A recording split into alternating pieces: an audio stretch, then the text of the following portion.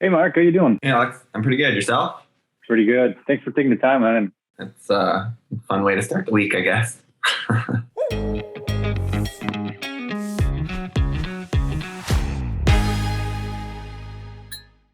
Maybe you can give a little bit of introduction, like what you do, what's Susgrainable Health Foods. Yeah, so my name's Marc Wandler. I'm the CEO and co-founder of Susgrainable. Susgrainable Health Foods is on a mission to fight food waste and the rising epidemic of metabolic conditions such as diabetes. Basically, what we do is we take the byproduct from craft breweries and we dehydrate it, turn it into a sustainable flour, and make easy to make baking mixes that are healthier for you and the planet because it fights food waste. But it's also the brewing industry takes all the sugar out of the grain to then ferment and make beer, and we take all the fiber and protein that's been thrown away for far too long. We say we're beer's healthier half. Is that what you call rescued? Rescued from local breweries? Yeah, so those are the grains we rescue. Basically, the byproduct can spoil really quickly, so we have 24 hours to dehydrate it and make it shelf stable. And that's the same word that you use on your website called upcycled flour, right? Yeah, so upcycled is a fairly new term that not everybody understands, but rescued kind of brings people understand the word rescued. And so then they ask questions about what do you mean by rescued? And then we can then educate on upcycled. How did you come up with this? Like, where was the idea from? Where did you find that you could get these grains from breweries? And a step further, how did you start convincing breweries to give you that or sell you this grain? Brewers actually pay in urban cities to get rid of this byproduct. So it's like a waste management problem for them. The way we came up with the problem is actually moved out to Vancouver, British Columbia to do my MBA. I really liked that the program was focused on sustainability and innovation. And in one of our classes, somebody actually came from the beer industry here in Vancouver and mentioned how big this problem was. I came from healthcare and was like, well, this byproduct, like the composition of it is the type of food we're trying to get our clients to eat more of because I worked alongside diabetic educators. So I was just like, all right, if we can turn this into something delicious, we could have a business. And so that's what kind of the school project started out as. We started out with cookies. I sampled, all my classmates got to taste some very bad versions. And then they consistently got better. And then, by the end of the class, I brought in a couple other friends and we turned it into a business. What does it taste like? Is it anything different? I can't eat gluten. So just paint the picture for us that are disabled. So the one thing is it's lower gluten than wheat. So some people cannot have gluten at all, and it's not good for them. But a lot of people who have intolerances to gluten can actually handle our flour in particular. We do blend some with wheat. So the pancake and waffle and the banana bread do have wheat blends, but the cookie mix is 100% upcycled barley flour and oats. The cookie I describe as a very hearty cookie. So it's not your traditional dessert cookie. But a lot of people have it either as breakfast or they'll have it as their afternoon snack with coffee because it's dense enough and it feels filling. And so after having one cookie, it tends to get you through that afternoon crash. The banana bread, I honestly think that's going to be the best selling product. Eventually, it makes for the most moist banana bread. I think bananas are a high sugar and that combined with the high fiber, high protein flour, it just makes for like the most moist banana bread. And then the pancake waffle mix, the way I describe that one is it's still light and fluffy. It's the right blend, but it ends up being way more filling. So I traditionally would eat like 3 to 4 pancakes. I eat one of our pancakes and I'm like already feeling pretty full. So that's the one thing about fiber and protein. It makes you feel fuller. And I love how the high fiber, you pour maple syrup on it and it just absorbs it all. So none of that left on your plate. It goes into the waffle where it's supposed to. How long have you been operating the business? So we started in 2019. It was a school project in 2018. We incorporated it slowly after and just started playing with it we had one cafe partner. And then as soon as I graduated from my MBA in 2019, we basically did 100 farmers markets. That was our goal for the first season. And then we thought we'd close it down and just see what we had. But we got in the news 7 times, global, CTV, and City TV, as well as the Globe and Mail. So then we basically had people being like, no, this is a business, you got to keep going with it. And it was like full on growth up until COVID hit. And then we just had to completely pivot the business. At the moment, I mean, obviously COVID brings in a couple of challenges, but at the end of the day, like being as well in CPG, I think it's pushed us to be a little better, a little more conscious, and a little more prepared for other stuff that come up along the way. But what are your biggest challenges right now? Like, is it marketing? Is it production costs? Like, what are your biggest challenges that you feel right now and you're working through right now? Right now out in BC, I'd say it's the lack of real estate and infrastructure for food production. So we're competing with just commercial production. And so that's a big thing out here in BC. We could look at going and setting up operations somewhere else, but the market for this type of food product is really strongest on the West Coast. So you have this, operationally, it's horrible, but market-wise, it's amazing. And that's where we're trying to balance out. That's our biggest struggle right now, is we're at the stage where we need to bring operations a little bit more in-house. So we're doing a fundraising round to launch our first facility to produce the flour at scale. So we're starting to see other people looking at using the flour in their R&D production. People realize that upcycling needs to happen and we need to fight food waste. And so, yeah, that's our biggest challenge is finding out where we're going to locate this first facility and finding the right partners to do it with.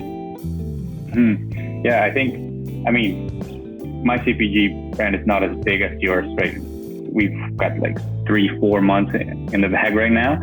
And I already see the problem is like facility, even here in Ontario, like our biggest cost is the kitchen, you know, and since it's beef jerky, it takes 12 hours to dehydrate. So that's a huge cost. And I already ran down the line. I'm like, okay, so what we need is our own kitchen, our own like infrastructure. And that's a little demoralizing for somebody starting out in CPG. Can you talk about that? Like, what were your biggest hits your biggest hurdles that you've gone through, and like, how did you fix them? How did you create solutions for them? We've gotten pretty creative. So we operate out of a commissary kitchen too, and we partner up with folks. The one thing I think is like cooperation, collaboration. Like, you need to do it. It works on both. Like when we're in operational challenges, then I reach out to other businesses to help with the marketing side. And when we're going full-fledged on marketing, I try and help out other businesses who might be on the operation side. So I think one of the biggest things we've done in the last year is really looked at the cyclicality of our business and looking at when are the times where it's really easy to sell our product and when are the times where it feels like we're forcing to sell our products. So I'll give you an example is now that we've pivoted into baking mixes, and we started out as baked goods. So we basically say that we've almost started 2 businesses since starting Susgrainable. We started our baked goods lineup and we're going to go into the food services sector. And then COVID made us pivot into CPG. So since we're starting the baking mixes, we realized I'm not going to try and sell somebody right now. It's 32 degrees in Vancouver. I'm not going to try and convince somebody to go bake. Mm-hmm. So, but at the same time, in the middle of winter, like right around Christmas time, we have such an innovative product that people love gifting it. So right now, instead of spending all our time trying to do marketing as well as production and just really trying to like hard sell it, we're going to take a little bit more time, build up supply, trust that we know we can sell it come Christmas time because we've learned from the year past. And we're going to double down on selling through gift boxes and creating those collaborations. And yeah, you just get started knowing that you're not hard selling during the summer.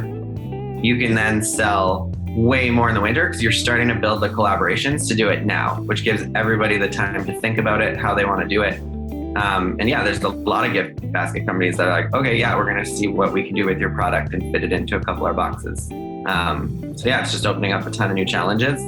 And then from a production standpoint, I think it's really finding 1 or 2 other businesses. I think it's really hard to get your own production facility for one company nowadays. So it's finding 2 or 3 businesses, working closely alongside them for like 6 to 9 months to make sure you trust that they're going to be able to hold their own as well. And then potentially going out and getting a facility that your businesses aren't going to compete for the same space. So for example, we have a baker and she'll operate on baker's hours and we can operate on different hours. And then somebody else might be able to use the kitchen during the day. So you're sharing the equipment, but you're not doing it with like 50 other people. You're down to 3. And so it's keep getting leaner and leaner until you have the ability to do your own just yourself.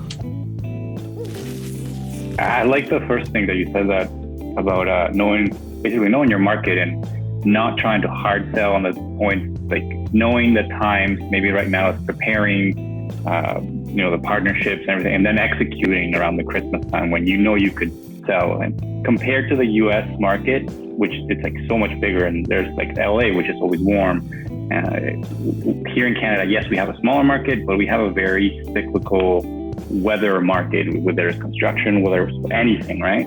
So that's something I don't know why I hadn't thought about. Maybe it's in your business degree, right? Something they teach you. Yeah, and it's honestly, I attribute a lot of what I know to I worked in the airline industry for 11 years. Half of it was front-facing customer service, and you get to watch a lot of people's habits and how they're operating. So for example, anybody who's selling something, like you said, you're selling beef jerky, I would look at an airport being a great place for marketing because one, people can't carry as much stuff through security as they used to. So if you can then put your stuff in their face, traveling, you're going to constantly get new traffic, new eyes. And that would be a marketing channel. And then you have to be thinking about where do I want to send them after? So I think that's the double prong approach nowadays. If you don't have a physical location and a storefront, you have to think of almost marketing and sales as being 2 different channels, but they have to be complementary. So if somebody discovers you somewhere, their immediate ask, so we've partnered with a dietitian influencer, and she gets more questions than us because she has a bigger following. But every time she posts, they're like, where can we find this? Where can we find this? And they want to see us in stores. They don't want to all buy online. So they're willing to buy online the first time, but then we need to be very forward in asking, where do you want the product next? Where do you want to be able to buy just one at a time with your regular groceries? How do you handle that? Because tell me if I'm wrong, in the CPG world or any kind of world, when there's a third person in the middle, like the grocery, you don't make as much money, right? Even on Amazon, it takes up to some products even 30% of your cut, right? How do you balance that in your business?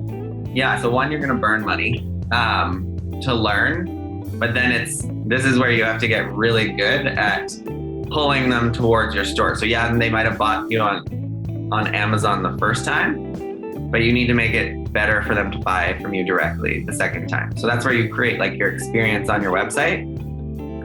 And honestly, I'm a big fan of gamifying anything and trying to make it inclusive. So I always try to make it, if you have your own business, I always try to make it for you. Have your customers be able, anybody who purchases directly from your website in the next month or 2 gets to help choose and create the next flavor of beef jerky, the next R&D flavor.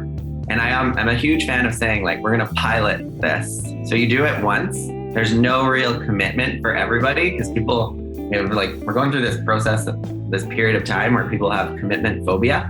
And so I honestly say with bigger partners, especially since bigger partners don't really trust younger brands, it's well, what are your thoughts on piloting this? We'll just do it one time. And if it works, if the data shows it works, because they love the word data, the data shows it works, then we will go out and do it again, and we'll do it bigger and we'll put more behind it. And so that gets a lot of people thinking about it, willing to trial more. But yeah, you have to be willing to take some risks. It's going to cost money. That's a big thing. We know that our business is going to take time, is going to take funds. You have to think, is your business going to be a lifestyle business, or is your business going to be, do you want to create it to be this massive brand in which then you need to go out and seek funding and get partnerships. So you got to decide what's right for you. That's the hardest step, I'd say. But yeah, there's ways to do it. And honestly, the learning is worth it. Most people don't experience success until their third or fourth brand. So you were saying that if we compare, let's say, Amazon or even just a grocery store where your product is, which is more transactional, you're there because of the ease to shop there and showing up and grabbing the product. And then you have to win them over towards your side, your experience a lot more. Do you believe in investing maybe more into your marketing and, let's say, the experience on your website? Because I was thinking on our beef jerky brand, we centered all our brand around a story, a comic book that we're developing. And that way there's even people, when you buy one, so you follow the comic book that we're doing of our samurai. And our website is all about that story. Yes, you can purchase it and everything, but what do you think of that? What are your thoughts on that? I mean, I have to look more into it. I think it could work. I always think, so people try, it sounds like you're building a brand ecosystem. And then for me, it's always, what does that product serve within the ecosystem? So is the beef jerky like a lost leader to get them into the ecosystem to take advantage of other potential sales revenue and stuff like that? Or is the beef jerky the hero product and that you make money off of and all the other stuff is complementary? I think a lot of people and business consultants encourage people to make money off of every single thing. And yet lost leader, I think it's one of the best and most engaging ways of bringing people on board, because people see value. People try something because they see initial value and it takes away a lot of the risk. And so that's like the benefit in food of sampling. Sampling converts way more people, but you're actually giving your product away for free. In marketing, when we've partnered with some of the marketing firms, I've honestly done more partnerships with people who've given me a free taste of their services than anybody who tells me that. I love when people write and say they're going to be able to help me and do all this, and then the first meeting they're like, it's only going to cost you $10,000 for me to help you. And I was like, that's not helping me. And I'm like, in reality, I don't have $10,000 to spend on you unless you show me that $10,000 is going to come back to me and it's going to create that wheel. So yeah, I think you can create that ecosystem. You can pull them away. Another really strong thing to do is, if I'll take away Amazon because they're not likely to do it, but in terms of like physical retailers, if that physical retailer likes your marketing and they all of a sudden start putting marketing dollars behind your marketing because they see it turn and they're just like, we can see more profit, then you have the volume that you need to then go solve a different problem, which is your lack of real estate. And so then you can drastically increase your operations because you know the volume is going to be there. And then your profit can still come from those, like, maybe 10 people are really keen, or 10% of people are really keen on following the samurai story and the whole brand and everything. But 90% of people just want to buy the beef jerky, but it needs to be super convenient for them. So then 90% of your sales is just going to be able to make sure you're keeping volume, keep ops the way it needs to be. And that 10% is where you're going to generate all your profits off of, which can be great profits because if they're your advocates, they're going to be the ones keeping people buying it in stores because they're going to be talking about it and they're going to be doing all that. So anyways, long-winded answer, but hopefully you can take something from it. No, I love it. I would just want to get your opinion, and I'm sure it's going to help other people, right? So would you like to add anything to the conversation? Anything? We'll put all your plugs and on your website. No. If people want to try the product, if there's ever any collaborations you have in mind in particular, we're always entertaining different stuff. We have different markets. It's always fun. We like doing innovative stuff like that. But go try the product. It's super fun to try, especially for the first time. We have a starter box, and we often say, like, people get 2 of every mix. And the biggest decision they're going to have to make is whether they keep it all for themselves or they gift it out, because it's both a fun gift, but people love it and it's delicious. All right, perfect. All right, have a wonderful day, Marc. Thanks. Yeah, you too, Alex. Take care.